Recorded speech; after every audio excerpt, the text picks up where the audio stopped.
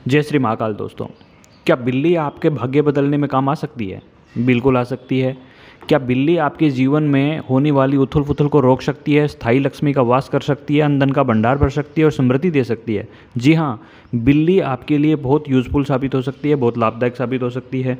मार्जार तंत्र के बारे में आपने शायद नहीं सुना होगा, तो आज ज़रूर सुन लीजिए। वीडियो पूरा देखिएगा और चैनल को सब्सक्राइब कर लीजिएगा। तो बात करते हैं मार्जार तंत्र के बारे में। बिल्ली का जब भी प्रसव होता है तो बिल्ली के प्रसव के समय में कुछ समय बाद उसकी आंवल गिरती है, यानी जेर गिरती है। एक प्रकार से जो अवशिष्ट बचता है उसके शरीर में, उसको जेर या आंवल बोलते हैं। तो क्या करना है आपको? बिल्ली को, पालतू बिल्ली है तो उसको आप शुरू में ही जब लगे कि वो प्रसव होने वाला है उसका, तो आपको क्या करना है? आपको हलवा बना के रख लेना है।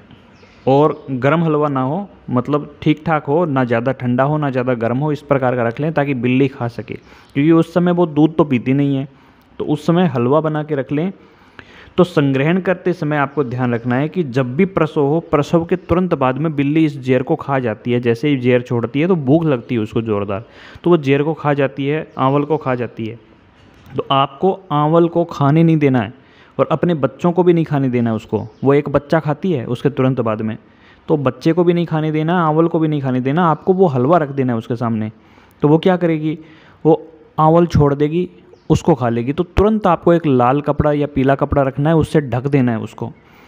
किसको? आंवल को, ताकि वो खा ना पाए। और उसको बाद में सुखा लेना है। कौवे वगैरह ले जाते हैं, इसलिए आप सावधानी से सुखाएं, उस पर छलनी दें ताकि अंदर से धूप भी लग जाए और सूख भी जाए। तो उसको सुखा लेना है और सुखा करके उसके ऊपर हल्दी लगा दें। उसके ऊपर थोड़े गंगा जल के छींटे मारेंगे, बिल्कुल कड़क हो जाए। हल्दी लगा दें, बिल्कुल कड़क हो जाएगी ना, तो उस पर कुछ गंगा जल के छींटे मार दें।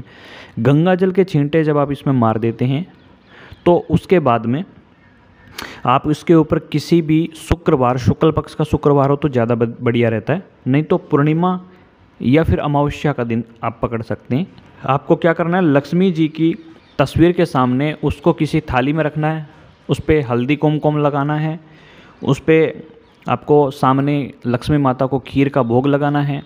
हल्दी कुमकुम और चावल यानी अक्षत आप उसके ऊपर चढ़ाओगे, बिना टूटे हुए चावल उस आंवल पे चढ़ाओगे, थोड़े थोड़े नाम मात्र के। और उसको आप कोई भी चांदी या स्टील की डिब्बी में बंद कर लेना है।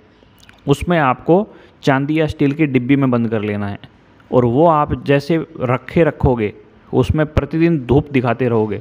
धूप मतलब जो धूप बत्ती करते हो, वो कहीं सूर्य वाली धूप दिखाने मत ले जाना। तो धूप बत्ती जब करोगे प्रतिदिन उसमें, तो उसमें पावर आनी शुरू हो जाती है।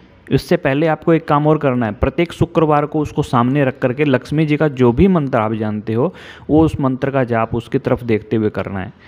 आप यकीन मानिए, ये आपके लिए बड़ी ज़बरदस्त साबित होगी। मैं एक अनुभव के आधार पे बता रहा हूँ। मेरी नानी जी अपने जो खाद्यान्न रखते हैं ना, लिए अनाज एकत्रित करने के लिए जगह होती थी। तो मेरे नाना जी बहुत बड़े ज़मींदार थे गांव के, और पहले के समय में लोग भंडारण करते थे, इकट्ठा करते थे अनाज। तो इकट्ठा अनाज किया हुआ होता था, तो वो उस भंडारे वाली जगह में, भंडारण वाली जगह में, अनाज वाली जगह में वो उन्होंने उसको गाड़ के रखा हुआ था। और आप यकीन मानिए कि अपनी ज़िंदगी में बताते हैं कि जब भी अकाल भी पड़ा था, उस समय भी उनके पास में 100 मण के आसपास में, यानी लगभग आप मान के चलो कि 100 मण अनाज तो ऑल टाइम उसके पास रहता ही था उस भंडार गृह में।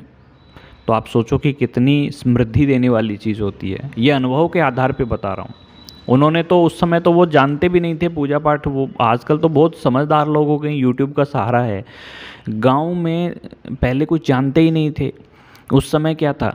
उस समय सीधे श्री राम जय जय राम, जय सिया राम, जय लक्ष्मी माता, लक्ष्मी नारायण, ये शब्द ही जानते थे।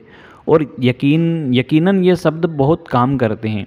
जितना हम तामझाम करते हैं ना, उससे ज़्यादा शब्द काम करता है। नाम जप की महिमा ही अलग होती है। खैर, अपन विषय से नहीं भटकेंगे। तो आप इसको प्रतिदिन धूप दिखाते रहें, अगरबत्ती धूप बत्ती इसके आगे करते रहें। और हर पूर्णिमा को आप इसको गंगा जल का छींटा देवें और इसके ऊपर अक्षत और हल्दी वगैरह चढ़ाते रहें।